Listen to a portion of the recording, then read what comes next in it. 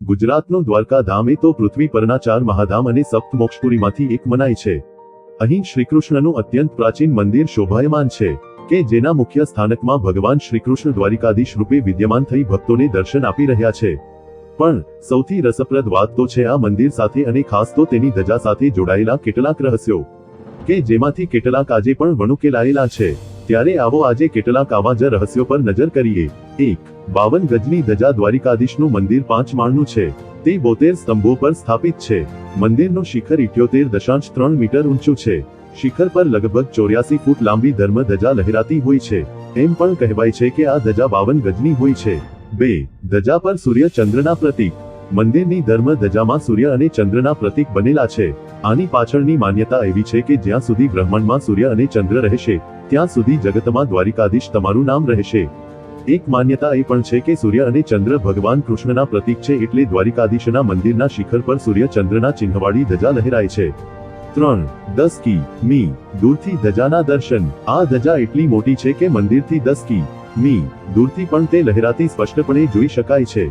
વળી દૂરબીનથી જોઈએ તો તેની પર બનેલા ચિહ્ન સ્પષ્ટ રીતે જોઈ શકાય છે.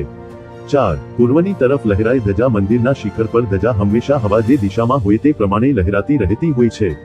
પરંતુ દ્વારકા મંદિરની ધજાની ખાસિયત એ છે કે હવાની દિશા કોઈ પણ હોય આ ધજા હંમેશા પશ્ચિમથી પૂર્વની દિશામાં જ લહેરાતી રહે છે.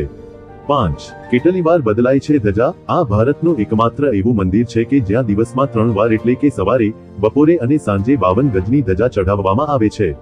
તો વિશેષ અવસરો પર તો ધજાને 5 વાર પણ બદલવામાં આવે છે. 6. 2 વર્ષ જોવી પડે છે રાહ. મંદિરમાં ધજા શ્રદ્ધાળુઓ તરફથી ચઢાવવામાં આવે છે જેના માટે નામ નોંધાવવાનું રહે છે. ઘણીવાર તો આ માટે 2 વર્ષ સુધી પણ રાહ જોવી પડે છે. એટલે કે શ્રદ્ધાળુઓમાં આ ધજાને ચઢાવવા પાછળ અનન્ય શ્રદ્ધા અને ભક્તિ રહેલી છે કે જેને ચઢાવવા માટે લોકો 2 વર્ષની રાહ પણ જોવે છે. 7. 52 ગજનું રહસ્ય. દ્વારિકાધીશની ધજાની લંબાઈ 52 ગજની હોય છે.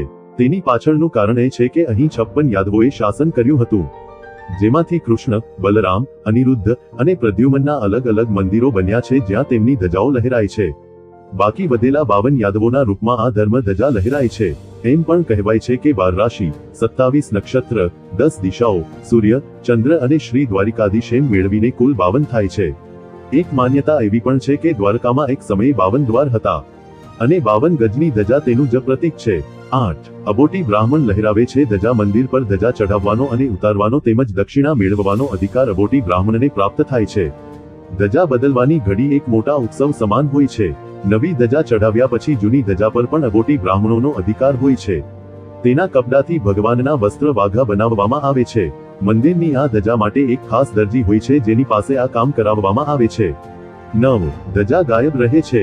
ધજા ઉતારતી વખતે અને ચઢાવતી વખતે અમુક સમય માટે મંદિરના શિખર પરથી ધજા ગાયબ રહે છે.